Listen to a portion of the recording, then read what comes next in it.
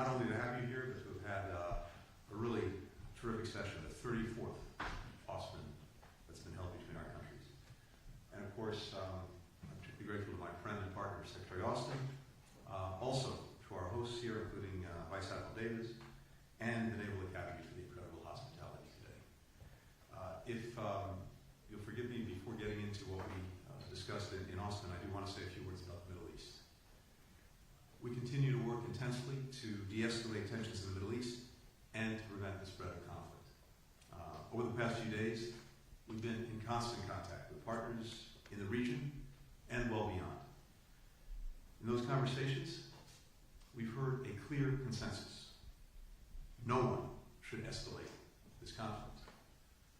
We've been engaged in intense diplomacy with allies and partners, communicating that message directly to Iran. We've communicated that message directly to Israel. Our commitment to Israel's security is ironclad.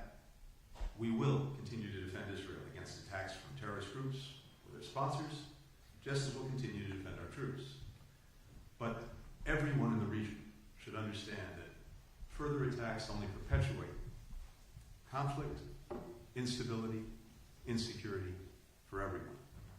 And further attacks only raise the risk of dangerous outcomes that no one can predict and no one can fully control. It's urgent that everyone in the region take stock of the situation, understand the risk of miscalculation, and make decisions that will calm tensions, not exacerbate them. That's particularly true given the decisive moment that we're at in the ceasefire negotiations in Gaza. President Biden spoke today to President al-Sisi of Egypt and to Emir Tamim of Qatar. These are the two countries that, along with the United States, are mediating negotiations to reach a ceasefire, to get the release of hostages. As the leaders discussed, the negotiations have now reached a final stage, and they agreed on the urgency of bringing this process to closure. Concluding that agreement and avoiding any action that could somehow disrupt it is the only path to ending the conflict in Gaza and bringing calm to the region. It's critical that all parties work to finalize an agreement as soon as possible. Now, from day one of this administration, we have been laser focused on realizing a shared vision for a free and open Indo-Pacific. I just got back from my 18th trip to the region in this job.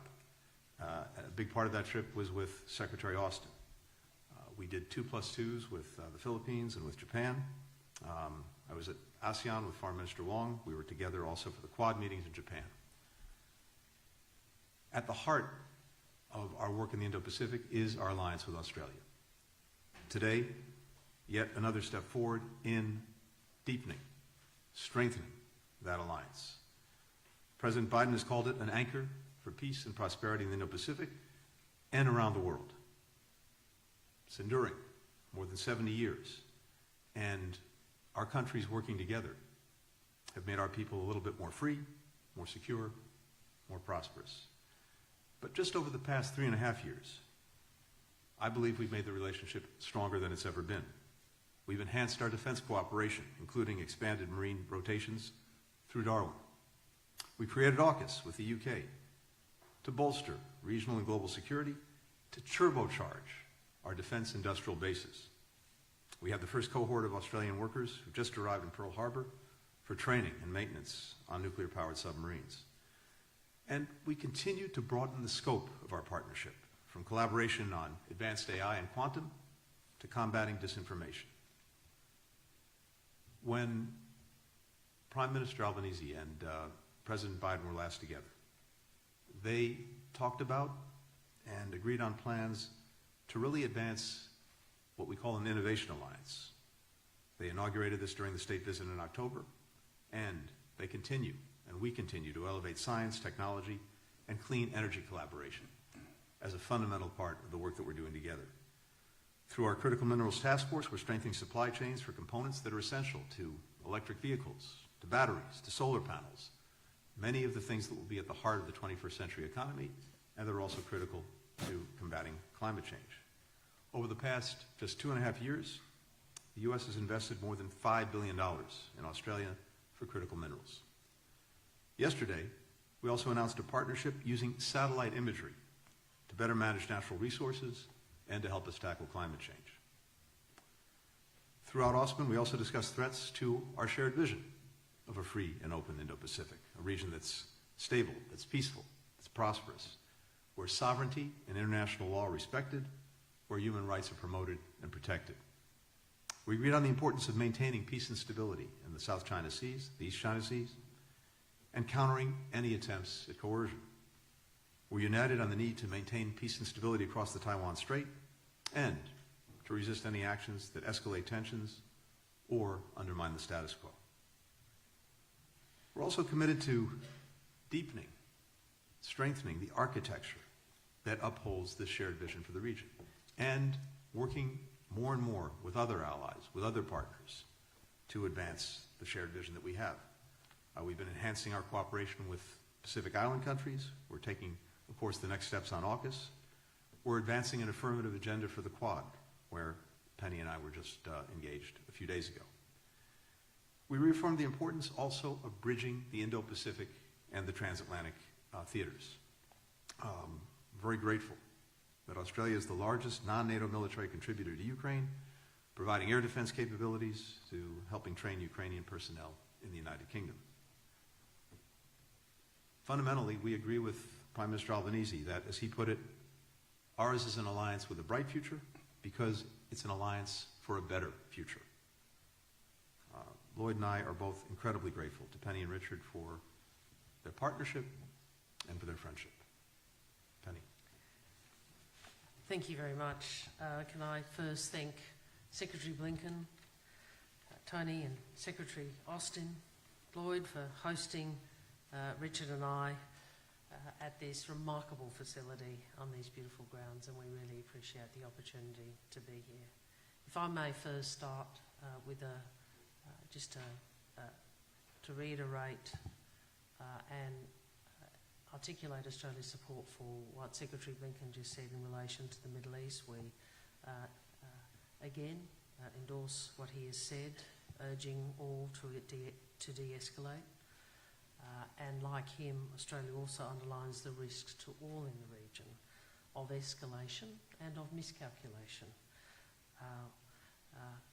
Secretary Blinken said this is a decisive moment in terms of ceasefire, and we continue to add our voice to the support for the ceasefire outlined by President Biden and endorsed by the Security Council.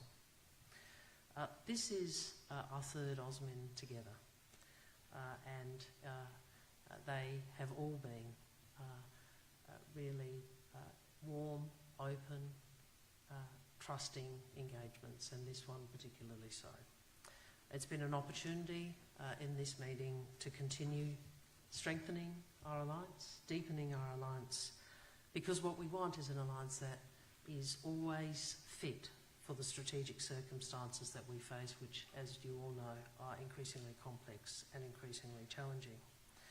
So I thank all of my colleagues for the transparent, constructive discussion we have had on so many substantial issues and the quality of that discussion. As Secretary Blinken's comments demonstrate, and as the joint statement makes clear, we have covered a lot of ground.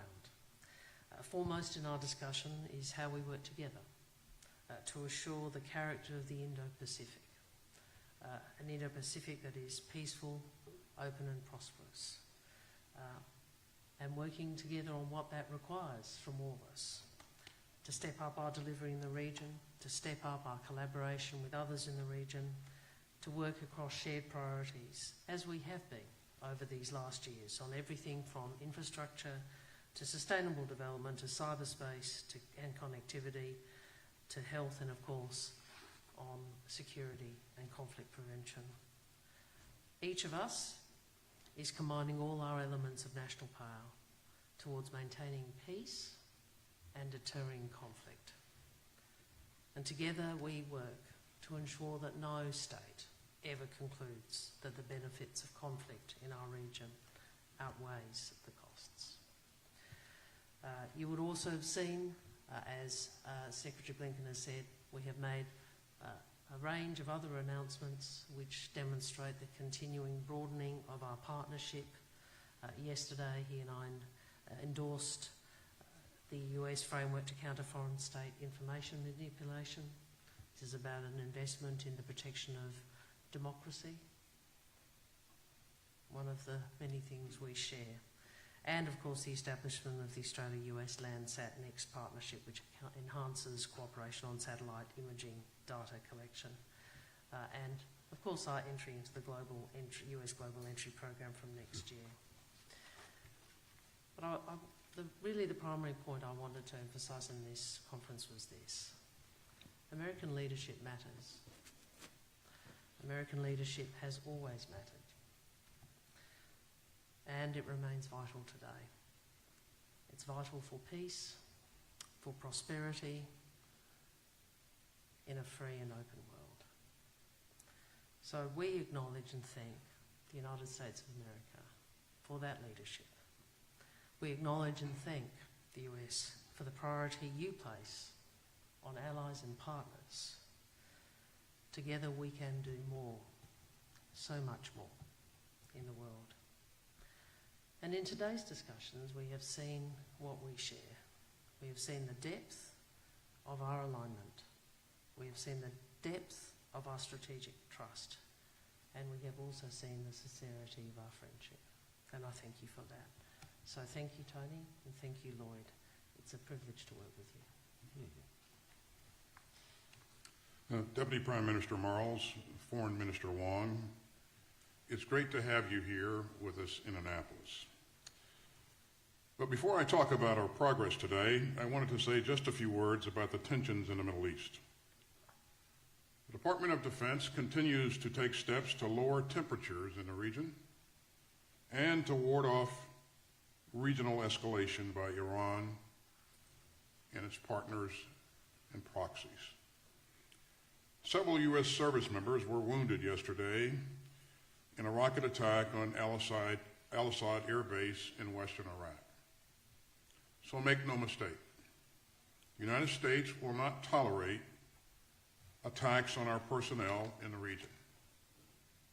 We've adjusted our military posture to strengthen our force protection and to reinforce our ironclad commitment to the defense of Israel and to remain prepared to respond to any contingency. To maintain our carrier strike group presence in the Middle East, I've ordered the USS Abraham Lincoln to replace the USS Theodore Roosevelt later this month. I've also ordered more cruisers and destroyers capable of ballistic missile defense to the region, and I've ordered the deployment of another fighter squadron to the Middle East to reinforce our defensive air support capabilities there. These posture adjustments add to our already broad range of capabilities in the region, and we remain ready to deploy on short notice to meet evolving threats to our security, our partners, or our interests. The United States remains intensely focused on de-escalating tensions in the region, and we're also focused on securing a ceasefire as a part of a hostage deal to bring all of the hostages home and to end the war in Gaza. Now, let me turn to our 2+2. Today's meetings have once again demonstrated the extraordinary strength of our unbreakable alliance with Australia. The United States and Australia share a common vision for a free and open Indo-Pacific, and that guided today's discussions. Let me mention 3 key items. First, we agreed to continue deepening our force posture cooperation. Our countries are upgrading critical air bases in Western Australia and the Northern Territory. We're operating from new locations such as RAAF Learmonth, and we're establishing an enduring logistics location at Bandiana. We're also increasing the presence of rotational U.S. forces in Australia. And all this will mean more maritime patrol aircraft and reconnaissance aircraft operating from bases across Northern Australia. It will also mean more frequent rotational bomber deployments.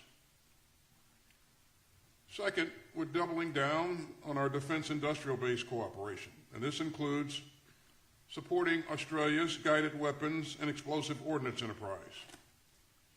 By the end of the year, we're aiming to sign 2 memorandums of understanding on critical munitions. The first supports manufacturing guided multiple launch rocket systems, or GMLRS, in Australia by 2025. The second advances the co-production, co-sustainment, and co-development of the Precision Strike Missile, or PrSM.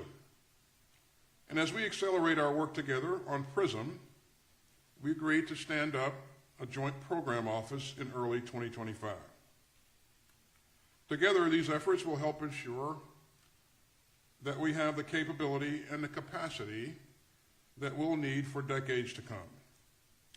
And finally, we'll continue to advance our defense ties with regional allies and partners, especially India, Japan, and the Philippines. And along with our UK allies, we continue to make outstanding progress through the AUKUS partnership. The United States is pursuing different initiatives with each of our allies and partners in the Indo-Pacific. And all of that vital work builds greater peace, stability, and deterrence across the region. You know, Secretary Blinken and I returned from the Indo-Pacific just last week. We participated in 2+2 meetings with our counterparts in Japan and the Philippines. In both Tokyo and Manila, we spoke at length about Australia's vital role in our network of alliances. And the United States, Australia, and our other friends in the region are operating together more closely and more capably than ever before. So Richard and Penny, thanks for your leadership and for your commitment to our alliance and to the security in the region. So we got a lot done today. We'll keep building on our joint achievements over the past 3.5 years, and we'll keep charting an ambitious course forward. Thanks again, and now, Richard, over to you.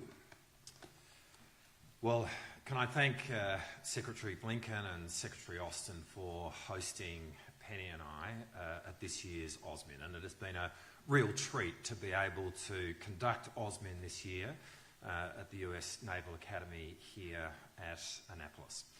This is the 34th AUSMIN, and it's the third that we've undertaken as a group of 4.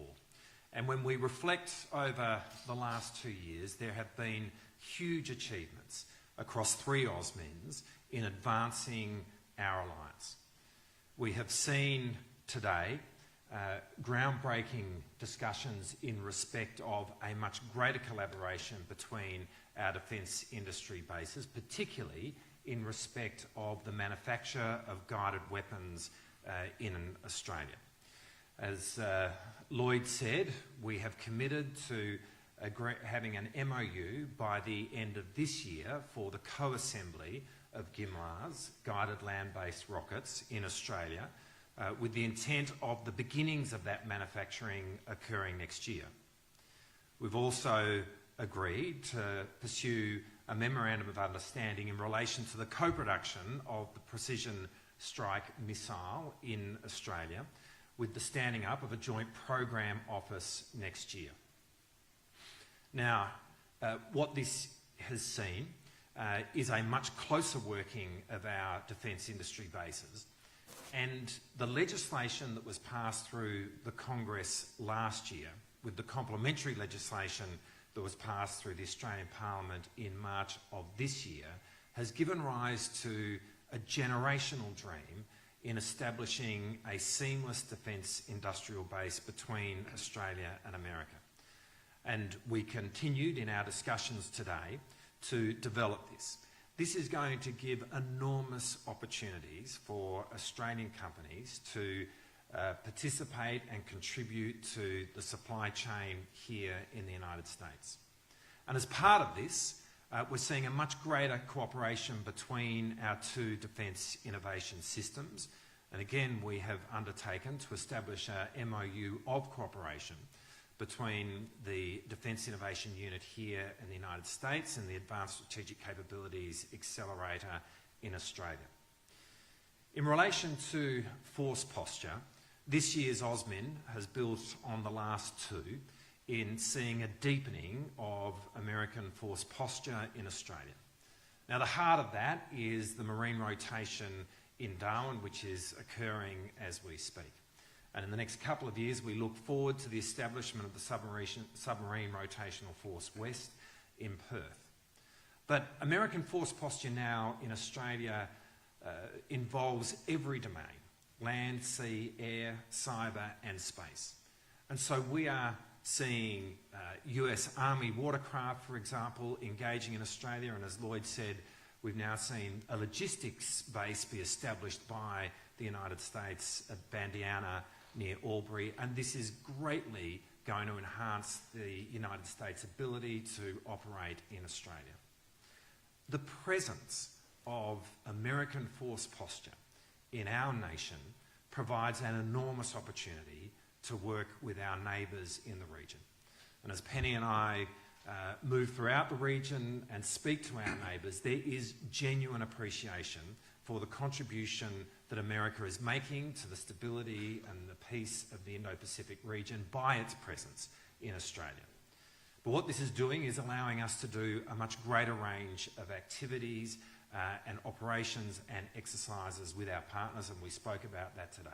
With Japan, for example, where we've committed to doing a much greater amount of trilateral exercises between our three countries, but also doing more maritime domain awareness work, not only with Japan, but with the Philippines and with India. Finally, can I just add my thanks to Lloyd and Tony for their cooperation with Penny and I in advancing our alliance. We deeply appreciate it.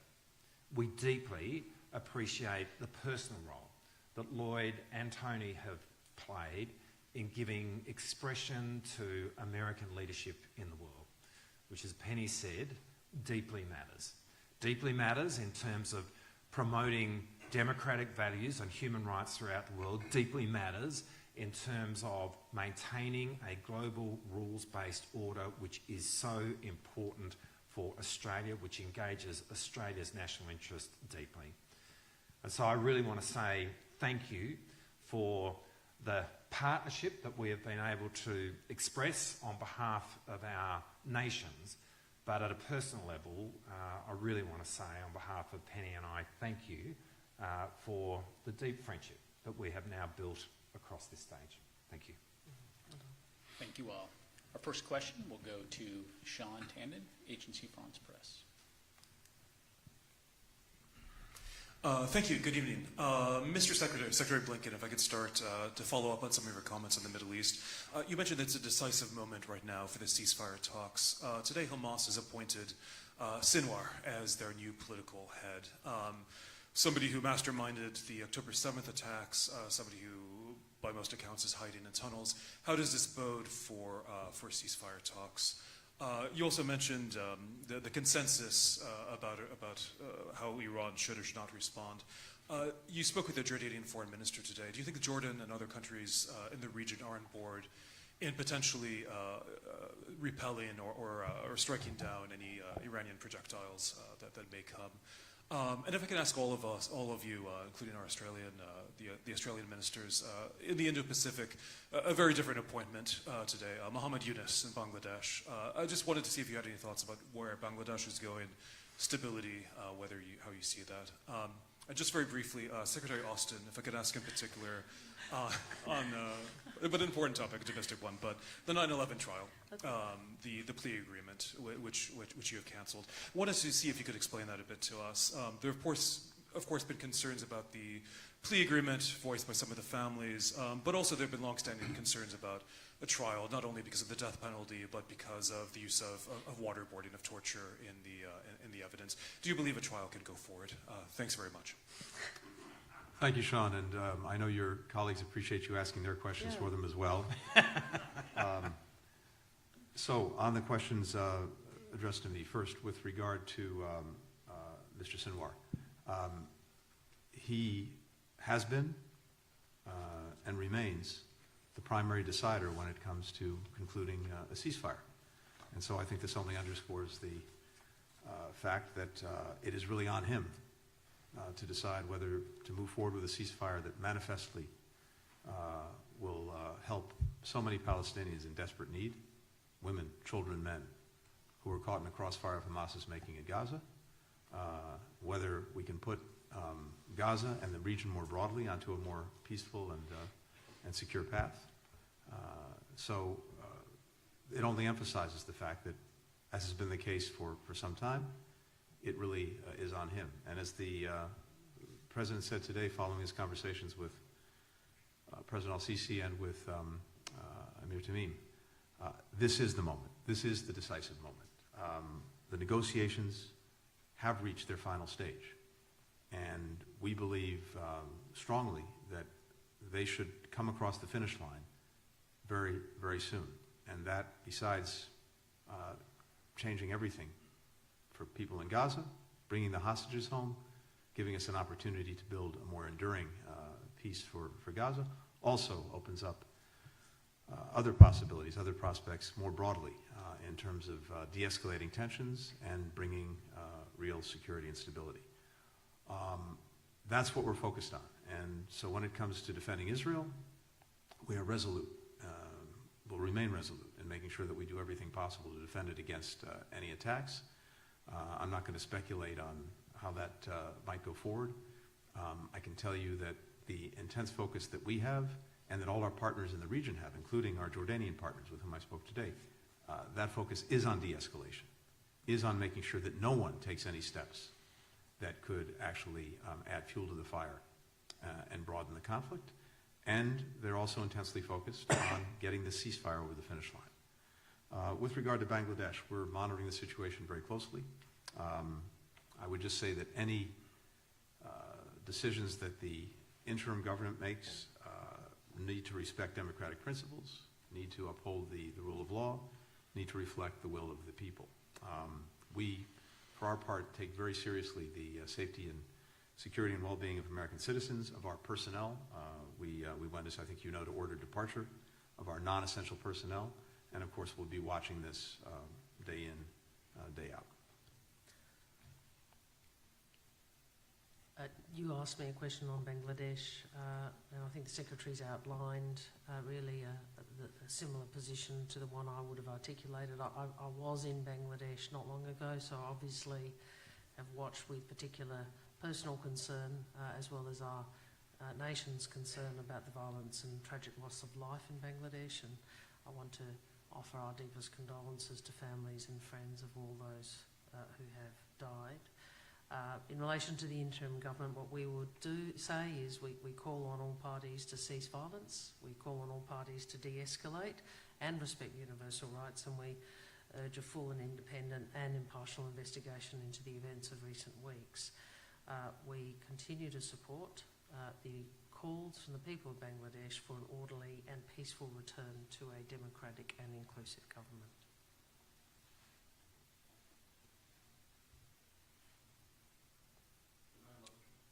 Yeah, He okay. thinks he I thought probably had your quota. Richard was going to. Well, thanks for the question. I would just say that there's not a day that goes by when I don't think of 9/11 and the Americans that were murdered that day.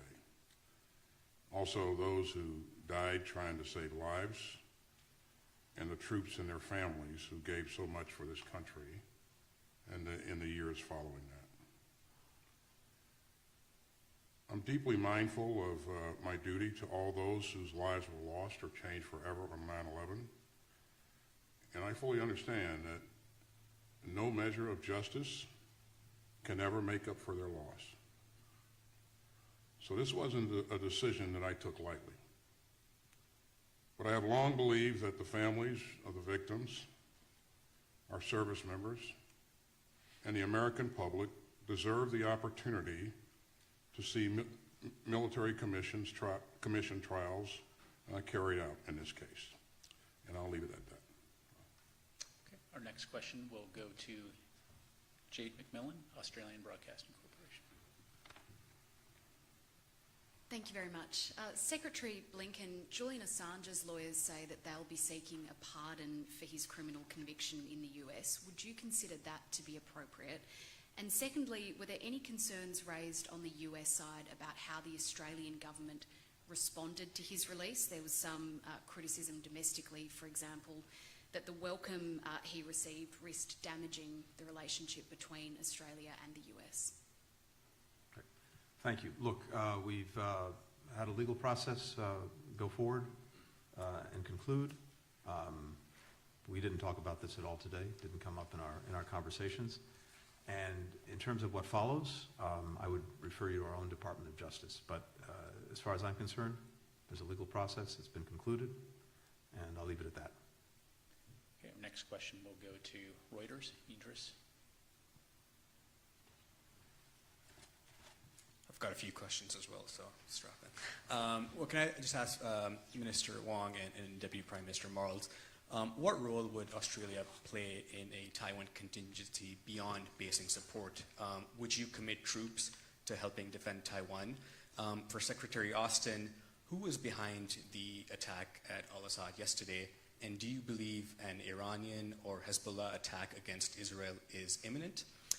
Secretary Blinken, why do you believe Prime Minister Netanyahu will heed your calls to de-escalate, given that for the past 9 months or so he's either ignored or gone directly against your requests, whether it's on civilian casualties or negotiations on the ceasefire?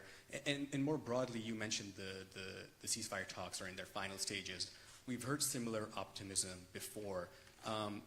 Why, or do you believe that Israel has set back that effort, given that they allegedly killed the leader of the group that they're supposed to be negotiating with? Do you want to? Well, perhaps if I start and I'll hand over to Penny. I mean, the first point to make in respect of your first question is obviously we're not going to speculate about hypotheticals in the future.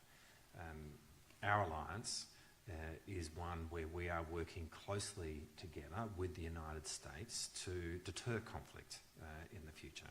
And that is where our focus and energy is at. And in that respect, our position remains one of supporting the status quo across the Taiwan Straits and not wanting to see any unilateral change to that status quo. Thanks, Idris. In terms of who was behind the attack on Al-Assad, we're sure that it was an Iranian-backed Shia militia group. Specifically, which group, we're still investigating to determine that. In terms of whether or not or when Iran would choose to attack Israel, I'm not going to speculate on any Iranian actions going forward. Idris, as you know, what I've been focused on is making sure that we're doing everything we can to put measures in place to protect our troops and also make sure that we're in a good position to aid in the defense of Israel if called upon to do that. So you've seen us do a number of things to strengthen our force posture.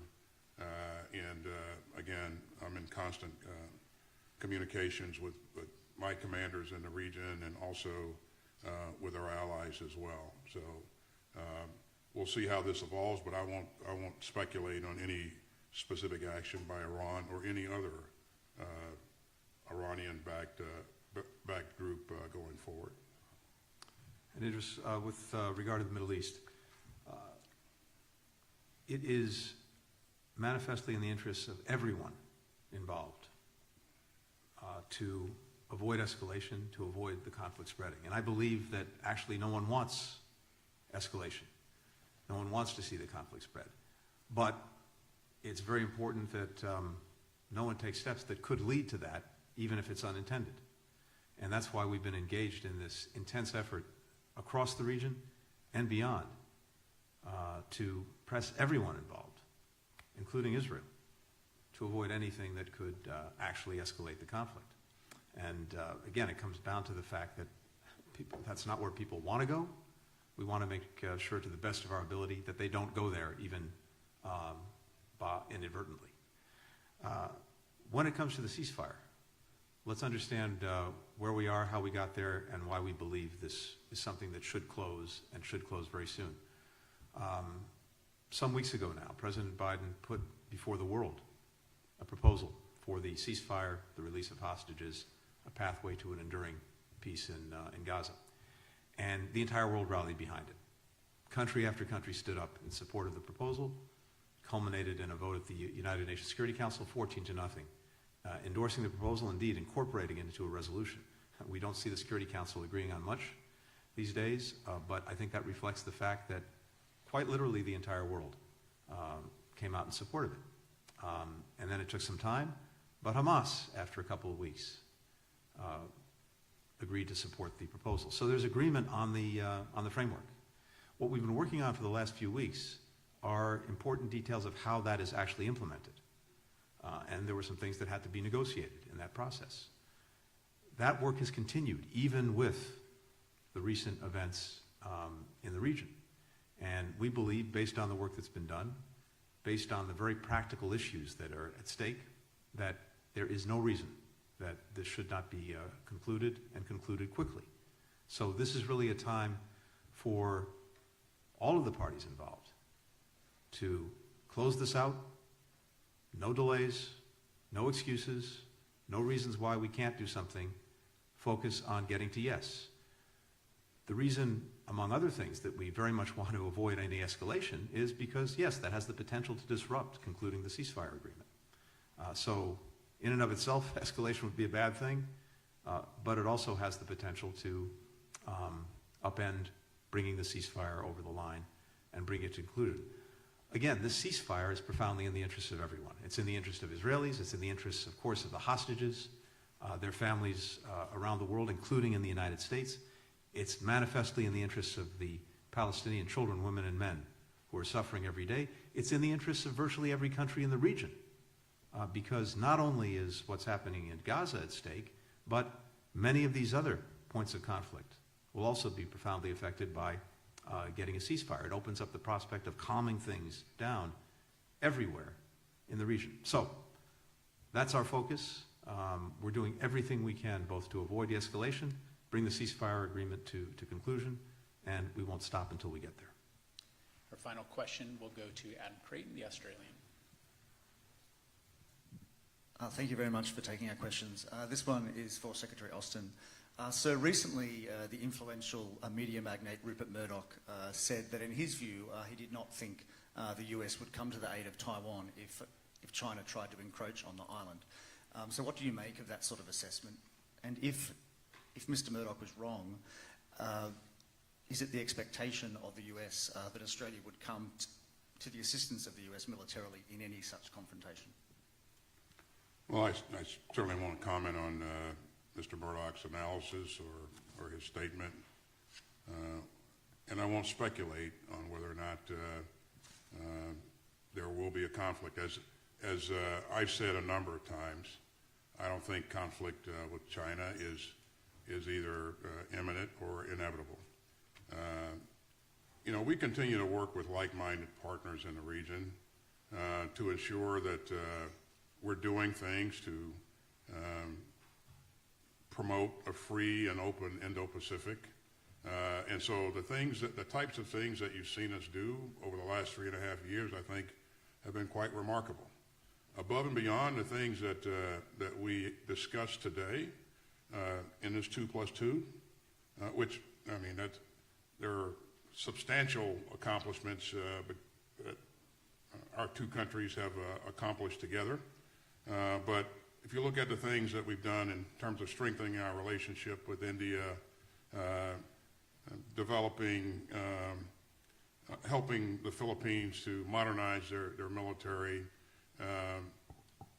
bringing Japan and the ROK closer together, and seeing us do a recent ministerial in Japan with Japanese Minister of Defense and the Minister of Defense from ROK.